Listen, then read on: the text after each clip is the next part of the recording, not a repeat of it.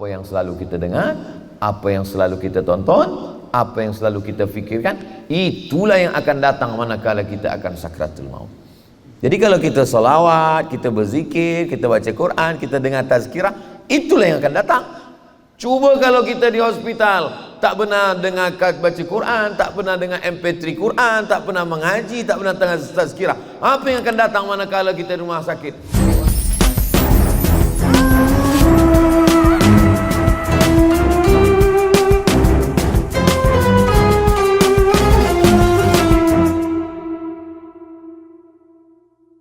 Amalan yang pertama yang tiada ikhtilaf, idza matal insan, kalau manusia meninggal dunia, adalah kita disuruh mengucapkan salam di kubur, walaupun saya tak ada hubungan kenal hubungan nasab, tak ada.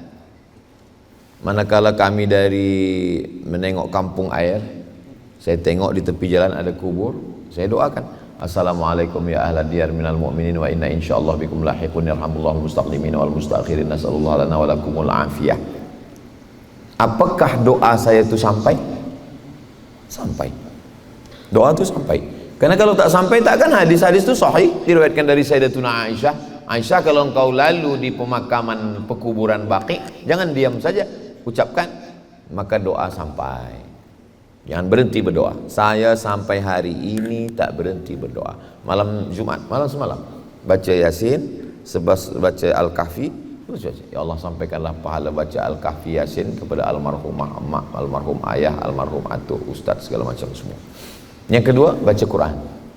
Wa in khatib, kata Imam Syafi'i. Wa qala Syafi'i, Imam Syafi'i berkata dalam kitab Riyadhus Shalihin min kalami Sayyidil Mursalin, Imam Nawawi, wa in khatimul Qur'ana, kalau dikhatamkan Quran satu khatam, kullahu, semuanya, kana hasanan, seelok-eloknya sekhatam.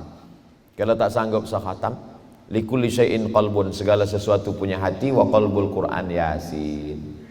Tak sanggup juga Yasin, kul wallah 3 kali. Tak juga tak sanggup, las sekali, Al-Fatihah, itu las. Al-Fatihah pun tak juga sanggup, pergilah ke kampung air, terjun ke laut. Apa guna kita hidup lagi? Yang ketiga, ya Rasulullah, ummi matat, mak saya meninggal dunia, afa atasaddaqu anha, kalau saya bersedekah boleh apa tak boleh? Kata Nabi, tasaddaq, bersedekahlah. Ayu sadaqatu afdal, apa sedekah yang paling elok? Kata Nabi, saqiyul ma, memberi air minum. Yang keempat, Allahumma taqabbal min fulan bin fulan, Allahumma taqabbal, Allahumma hadza an Muhammad wa ali Muhammad. Ini kupotong kurban untuk Muhammad sallallahu alaihi wasallam dan keluarga Muhammad. Itu menunjukkan Quran, kurban pun sampai. Yang kelima, labbaik Allahumma syubrumah, aku hajikan syubrumah. Kata Nabi, engkau menghajikan syubrumah? Iya. Engkau dah haji apa belum? Belum. Kata Nabi, hajikan dulu dirimu, baru hajikan syubrumah. Sahabat Nabi dulu macam itu, dia hajikan saudaranya sampai dia lupa dirinya. Orang sekarang tak, dia haji dirinya sampai lupa saudaranya. Itu beza. Qurannya sama, hadisnya sama, tapi beza. Nabi SAW mengajarkan, ini yang sampai-sampai semua perbuatan baik, tahlil la ilaha illallah, hadiahkan pahalanya.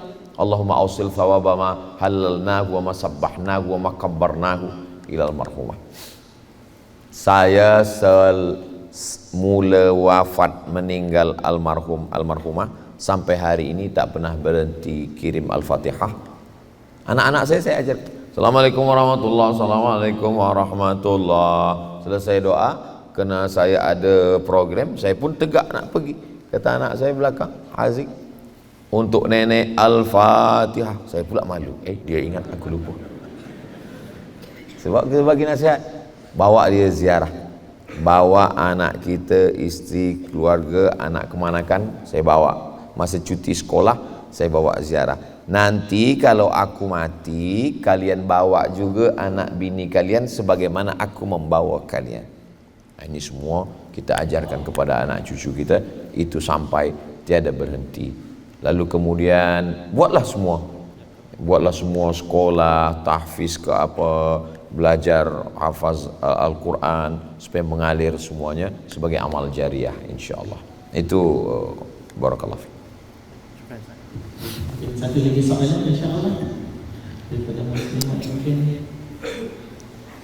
ada. Insyaallah bertemu dijawab ibunda kita. Silakan.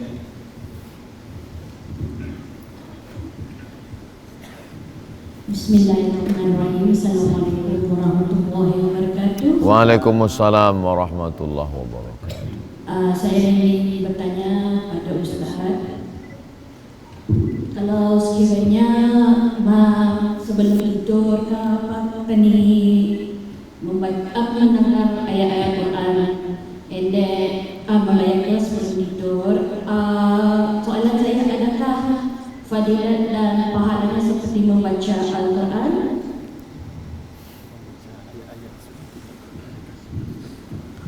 Hubungan kita dengan Quran ini 5 level.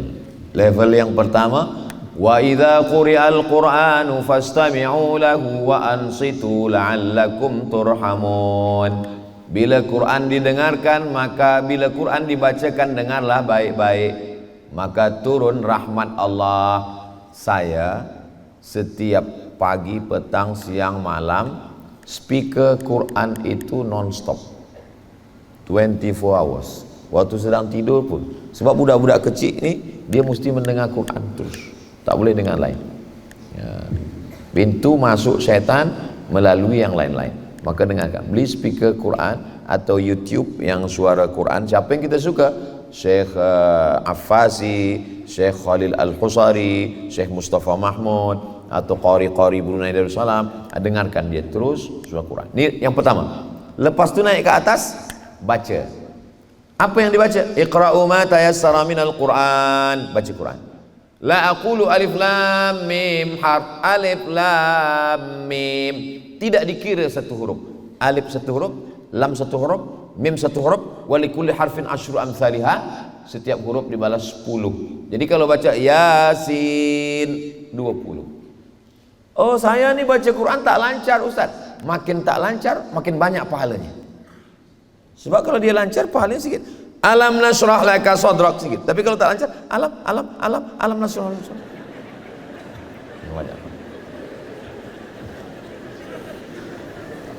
Walladzi yaqra'ul Qur'an, orang yang membaca Al-Quran, ma'as safaratil kiramil bararah. Nanti bila dia mati, dia akan dibangkitkan bersama para malaikat. Pandang kiri malaikat, kanan malaikat, hadapan malaikat, belakang malaikat, atas malaikat, bawah malaikat. Kenapa aku ni bersama malaikat?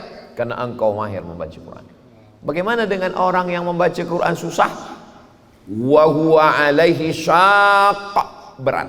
Wa yatatak, ya tak. Orang lain alif bata sajim hakha, dia bata. Dia tak. Dia terbata-bata. Falahu ajrani, dia dapat 2 pahala. Pahala yang pertama dia mahu, pahala yang kedua dia bersungguh-sungguh. 2 dapat. Yang ketiga, afala yatadabbarunal Quran. Pertama dengar, kedua baca, ketiga fahami maknanya. Saya dekat rumah, dari saya kecil, makcik-makcik ini dah baca Yasin. Sekarang kita buat tahsin surah Yasin. Yang ajarkan Ustazah Fatimah. Dia ajar tahsin dan tadabbur surat Yasin. Puan, makcik, selama ni kita baca ramai-ramai. Cuba baca sekarang 5 ayat. Yasin wal Qur'anil Hakim, innaka laminal mursalin ala siratim mustaqim, tanzilal azizir rahim. Masya Allah. Cuba 5 ayat lagi. Tak apa-apa, batu. Ini. Jadi yang pertama dengar, yang kedua baca, yang ketiga faham, yang keempat amalkan. Nabi SAW itu yamshi 'alal ard, Quran berjalan, diamalkan. Yang kelima, last sekali, khairukum, orang yang paling baik, the best di antara kita ni semua, man ta'allamal Quran, orang yang belajar Al-Quran, wa 'allamahu, dan mengajarkan Al-Quran. Mak saya bukan ustazah, bukan profesor, bukan daripada Al-Azhar Kahirah, perempuan biasa. Tapi yang mengajarkan saya baca Quran dari alif Dulu di kampung, saya tak tahu di Brunei macam mana belajar. Di kampung saya cara baca Quran, alif di atas, alif di bawah, i alif depan, u, a, i, u. Macam mana di Brunei? Sama Iqra. Kalau budak sekarang tak macam tu. Budak sekarang a, bata, ba, ta, ta, ta, sa, sa, sa, ja, ja, ja. Ajar itu. Ajar Al-Fatihah. Anak kita ajar Al-Fatihah. Bismillahirrahmanirrahim. Alhamdulillahi rabbil alamin. Ar-Rahmanir Rahim. Malik yaumiddin. Iyyaka na'budu wa iyyaka nasta'in. Ihdinas siratal mustaqim. Siratal ladzina an'amta 'alaihim ghairil maghdubi 'alaihim waladdallin. Nanti setiap dia membaca Al-Fatihah, dia akan ingat Puan. Dia akan ingat Tuhan.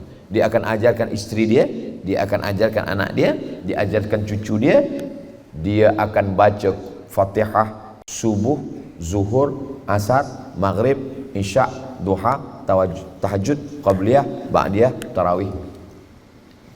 Ini tentang 5 level tentang baca Quran. Apa yang selalu kita dengar, apa yang selalu kita cakapkan, apa yang selalu kita fikirkan, itulah yang akan datang ketika kita nanti akan sakratul maut. Ada jamaah di Jakarta menjemput saya tabligh akbar di Padang, di Minangkabau, Sumatera Barat. Ustaz Somad, halal bihalal Idul Fitri kami semua balik ke kampung, Ustaz tazkirah. Saya, kenapalah Pak Cik ni masa berjumpa saya tanya, kenapa Tuan ingin betul?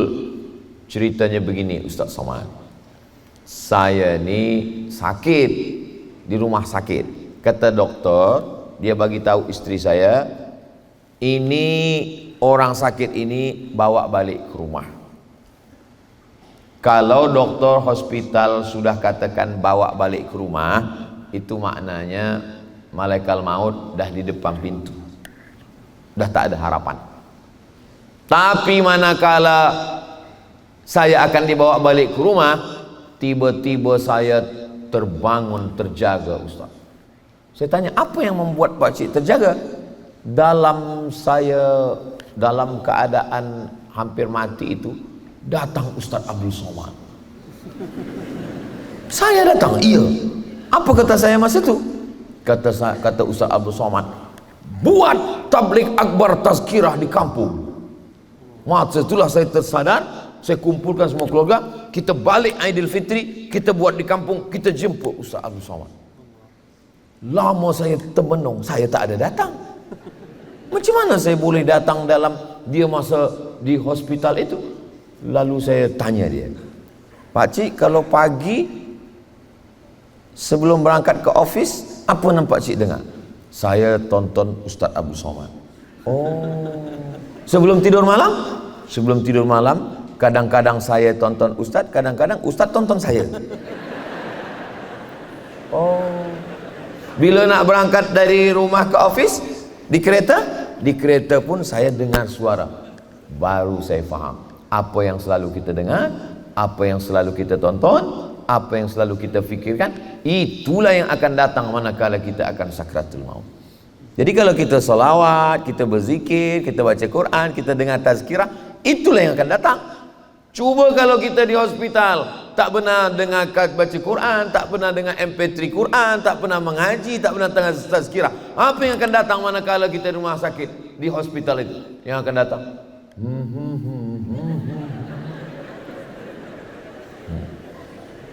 mudah-mudahan yang selalu kita dengar yang baik-baik saja, insyaAllah. Saya pesankan, dengarkan MP3 murattal Quran, apalagi ada anak-anak budak-budak kecil, non-stop terus dengar. Wallahu a'lam.